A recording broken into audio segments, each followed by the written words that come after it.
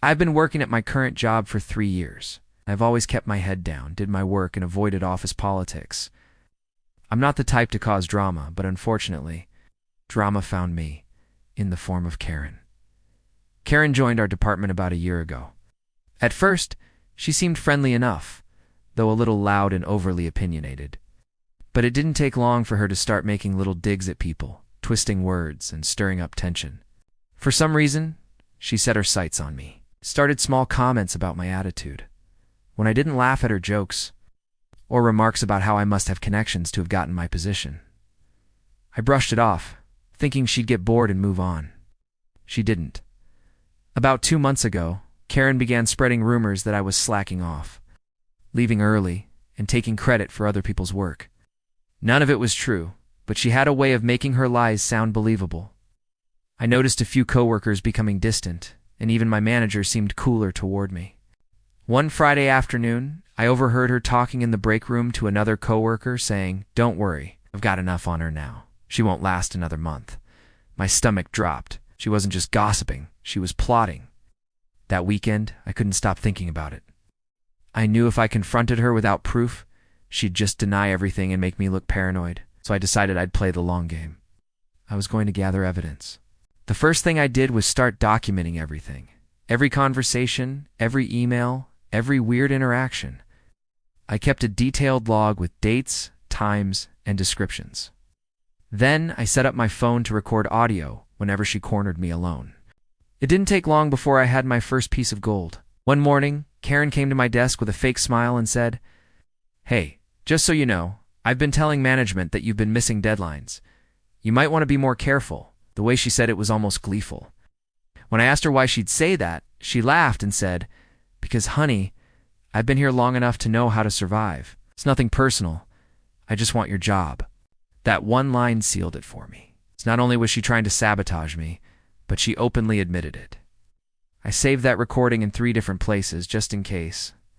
Over the next few weeks, I kept collecting evidence. Emails where she tried to frame me for mistakes, audio of her admitting she'd embellished things about me to our boss, and even a screenshot of her sending a work file to herself late at night.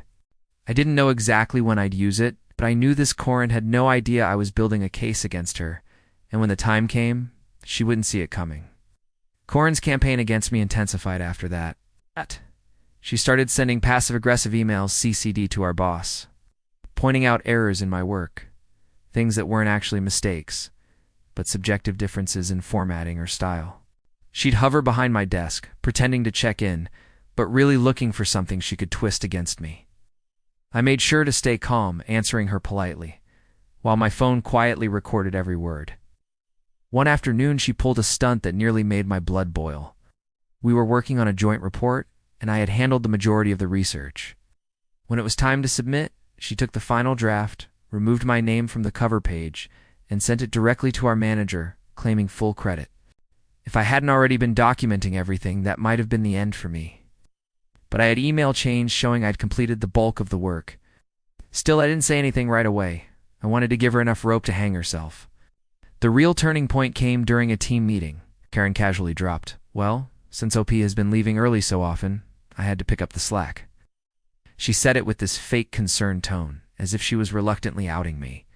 I felt every eye in the room shift toward me. My heart was pounding, but I just smiled and said, "Interesting claim, Karen, because I have complete timesheet records and emails that show I've stayed late every day this month." Her face froze for a second, but she quickly recovered with, "Oh, I must have been mistaken."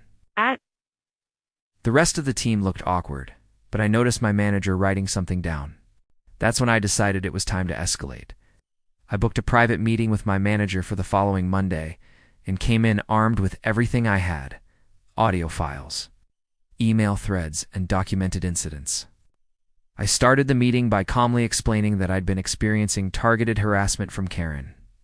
I laid out the timeline, the false accusations, and how it was impacting my work. Then I played the recording of her admitting she wanted my job and that she'd been lying to management. My manager's expression went from curious to stone-faced. "I'll be escalating this to HR immediately," he said. He thanked me for coming forward with evidence instead of letting it turn into a he-said, she-said situation. Over the next few days, HR began a formal investigation. They interviewed me, several coworkers, and of course, Karen. From what I heard, she tried to spin it as office banter and misunderstandings, but the recordings didn't lie. I kept my head down and did my work while the investigation continued, knowing it was only a matter of time before the truth came out. But I couldn't deny that part of me was counting the days until Karen's facade finally shattered. By the second week of the investigation, Karen's behavior shifted dramatically. Gone were the snide comments and smug little smirks. Instead, she avoided me completely, barely making eye contact in the break room. It was like she knew the walls were closing in. Still, I didn't trust her. Karen was the type who could fake remorse, if it meant saving herself. I suspected she might try one last desperate move before HR wrapped things up, and sure enough, she did. That Thursday, I received an email from her, short and blunt, saying I'd forgotten to complete a client deliverable. She CC'd our manager, hoping to catch me off guard. The thing was, the deliverable had been finished days ago, and I had the time-stamped proof sitting in my sent folder. I replied to her email with the completed file attached, noting the original submission date and time. I kept my tone professional, but inside, I was smiling. Every false accusation she threw my way now was just more evidence of her behavior. Later that afternoon, HR called me in for what I suspected might be the final meeting. They thanked me again for being thorough and professional in my documentation. Then they told me they had reached a decision. Karen had been found in violation of company policy for harassment. Falsifying information and attempting to undermine a colleague's work. She would be terminated effective immediately. Wow. I felt a rush of relief, though I kept my expression calm. As I gathered my things to head back to my desk, I heard raised voices from down the hall.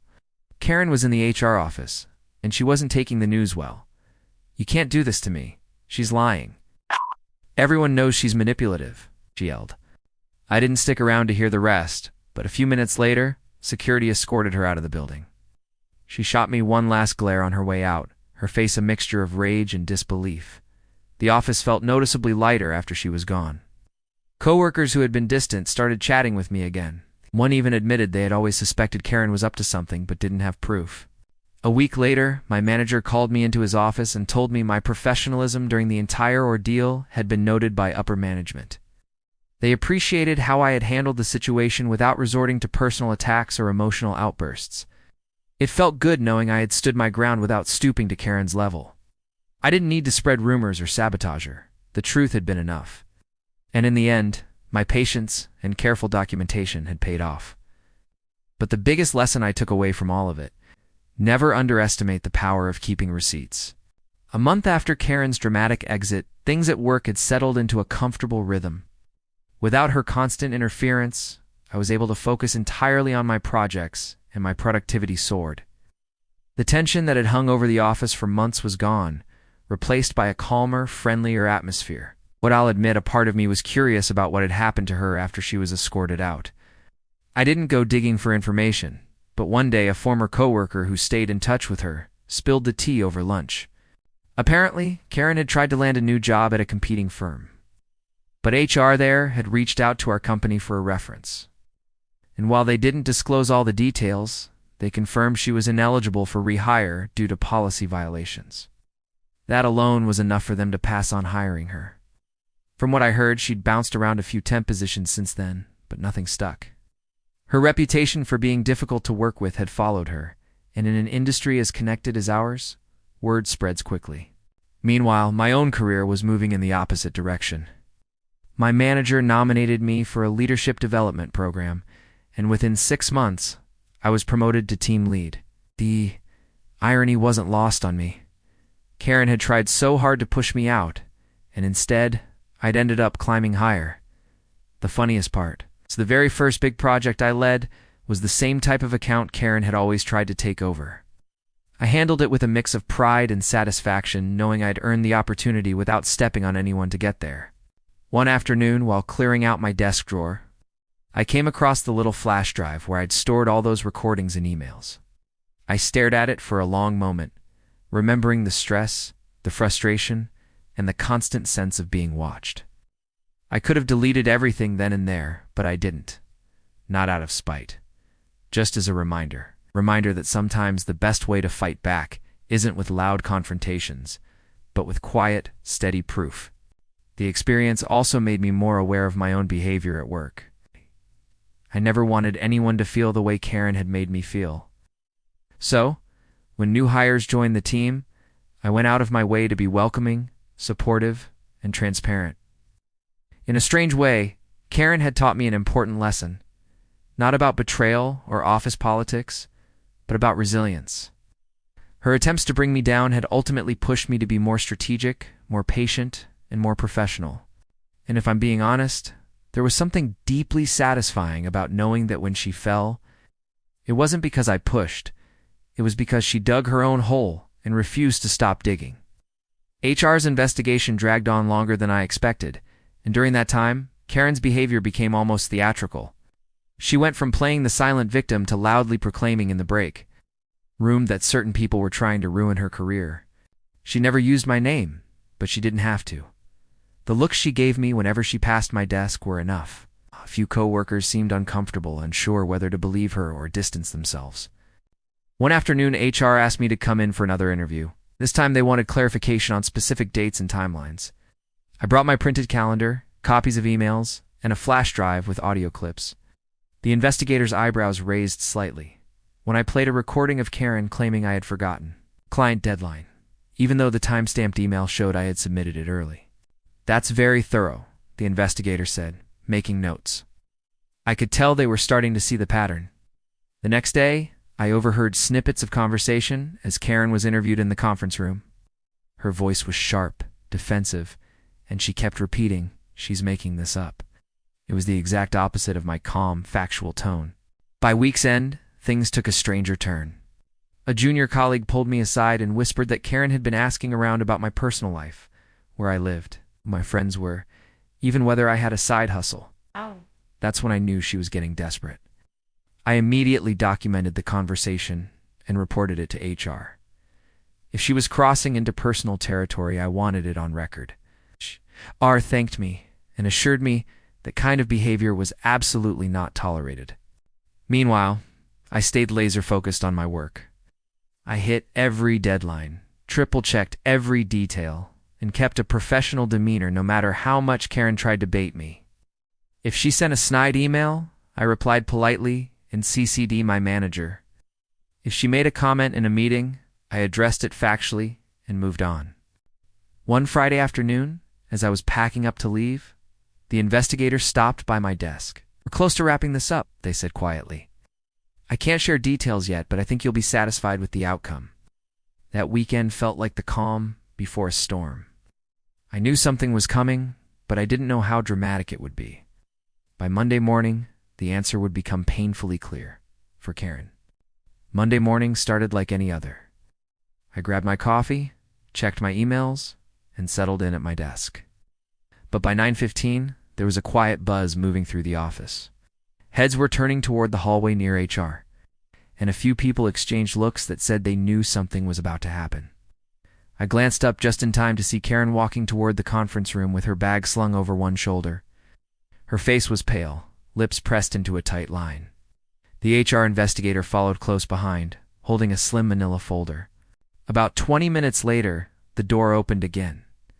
But this time, Karen had her coat on and was clutching a cardboard box. HR was right behind her, and a security guard was stationed discreetly by the door. It wasn't a screaming, crying scene like in the movies. It was worse. It was quiet. The kind of quiet where you can feel the weight of humiliation in the air. She didn't look at anyone, just kept her eyes down as she walked to the elevator. Once she was gone, HR called me in. They thanked me for my cooperation and professionalism throughout the investigation. Then they explained that Karen's actions, fabricating performance issues, falsifying documentation, and attempting to interfere with my job were clear violations of company policy. The recordings, emails, and logs I'd provided had been pivotal in confirming the truth. "She won't be returning," the investigator said plainly, "and we've updated your file to reflect that none of the complaints against you had merit." I thanked them, trying to keep my expression neutral, even though relief was flooding through me. Word spread quickly. Over the next few days, people who had once been neutral, or even distant, started stopping by my desk to chat. Some quietly admitted they'd noticed Karen's behavior, but hadn't wanted to get involved. Others simply said they were glad things had worked out. A week later, life at work felt completely different. No more passive-aggressive notes. No more whispered rumors in the break room. My projects moved faster without the constant sabotage, and my stress levels dropped like a stone. One evening, as I was leaving, I spotted Karen across the street. She was coming out of a small cafe, talking on the phone. Our eyes met. There was no angry glare, no attempt to speak, just a brief, blank look before she turned away. I kept walking, feeling oddly calm. In the end, I didn't need to confront her outside of work. The truth had done all the confronting for me. That flash drive with the recordings, I kept it tucked away in a drawer. Not because I planned to use it again, but as a reminder that standing your ground doesn't always mean shouting the loudest. Sometimes it's about quietly building the kind of case no one can ignore. In this case, silence paired with evidence spoke louder than Karen ever could.